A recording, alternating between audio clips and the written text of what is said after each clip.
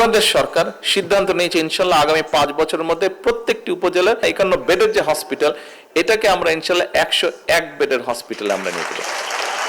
গরিব মানুষ বলতে যাদেরকে আমরা বুঝি এই লোকগুলা কিন্তু বিন্দুমাত্র বলা যায় যে তারা কোনো স্বাস্থ্য সুবিধা পায় না। জেলা উপজেলা সাধারণ মানুষ যাদের পক্ষে অর্থনৈতিকভাবে অতটা এফোর্ড করা সম্ভব না, এই মানুষগুলা বা গরিব মানুষ বলতে যাদেরকে আমরা বুঝি এই লোকগুলা কিন্তু বিন্দুমাত্র বলা যায় যে তারা কোনো স্বাস্থ্য সুবিধা পায় না। জেলা উপজেলা আজকে এত বছর হয়ে গেল, দেশ স্বাধীন হয়েছে, উপজেলায় লেভেলে যে হাসপাতালগুলো আমাদের আছে, এই হাসপাতালগুলোর একটি কাহিনী আছে, আমি আপনাদেরকে বলি। এই যে উপজেলায় যে 51 বেডের হাসপাতাল আছে, আপনারা কি জানেন এই 51 বেড হাসপাতাল কবে হয়েছিল? এই 51 বেডের 50 বেড বা 51 বেডের হাসপাতাল 30 বেড হয়েছিল জিয়াউর রহমানের সময়। তারপরে বহু বছর জিয়াউর রহমান করে গেছে, তারপরে বহু বছর গ্যাপ ছিল। পরবর্তী যে 20 বেড এটি করেছে খালেদা জিয়া।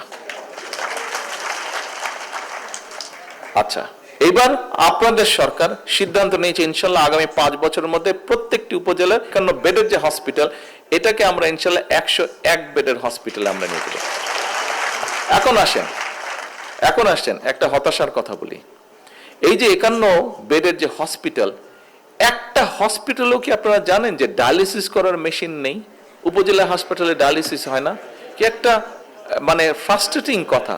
আজকে 56 বছর হচ্ছে বাংলাদেশ স্বাধীন হয়েছে, আমরা উপজেলা হাসপাতালে আমরা কিডনি ডায়ালিসিস করার মেশিন আমরা স্থাপিত করতে পারি নাই। জানলে খুশি হবেন আপনাদের, না জেলা পর্যায়ে নেই, আপনারা জানলে খুশি হবেন যে জেলা পর্যায়ে আগামী 3 থেকে 6 মাসের মধ্যে মোটামুটি ম্যাক্সিমাম জেলা পর্যায়ে আমরা মিনিমাম যেখানে আপনার মেডিকেল কলেজ সেখানে আমরা 10 বেডের করছি, এবং যেখানে মেডিকেল কলেজ নেই, মেডিকেল কলেজ 50 বেডের, জেনারেল হাসপাতালে 10 বেডের, মেডিকেল কলেজে 50টা dialysis machine, 50 bed dialysis machine, এবং যেটা হাসপাতাল জেনারেল হাসপাতাল সেখানে 10 বেডের ডায়ালিসিস মেশিন। এবং আগামী 2 বছরের মধ্যে 2 থেকে 3 বছরের মধ্যে আমরা উপজেলায় নিয়ে যাব। এটা 2 থেকে 3 বছরের মধ্যে সবগুলা উপজেলায় আমরা ইনশাল্লাহ 10 বেড করে, মিনিমাম 10 বেডের করে এই ডায়ালিসিস পেশেন্টরা যেটা ডায়ালিসিস সেখানেই করতে পারে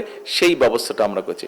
আপনারা নিশ্চয়ই খেয়াল করেছেন একটা জিনিস, এই যে বাজেটটা আমরা তো বলি জনবান্ধব বাজেট, কিন্তু এবার আমরা জনগণের জন্য বাজেট করার চেষ্টা করছি। আপনারা দেখেছেন যে স্বাস্থ্যের ব্যাপারে অনেকগুলো বিষয়ের উপরে কিন্তু গভর্নমেন্ট বলা যায় যে ট্যাক্স উঠিয়ে নিয়েছে বা 50% করেছে। তার ফলে যেটা হবে, এখানে নিশ্চয়ই কার্ডিয়াক ডক্টর আছেন, যারা কার্ডিয়াক ডক্টর, বিটু কোথায় গেল?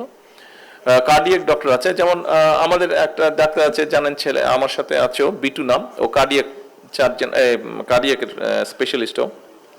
আগে যেখানে 1,20,000-এর মতন কারো যদি স্টেন্টিং হতো 1,20,000 30,000-এর মতন খরচ পড়তো। এই খরচটা গত বাজেটে আমরা সেই স্টেন্টিং এর উপর থেকে ডিউটিটা অর্ধেক করে দেওয়ার ফলে এই খরচটা কমে এখন 50 থেকে 60,000 টাকার মধ্যে এটা চলে এসেছে।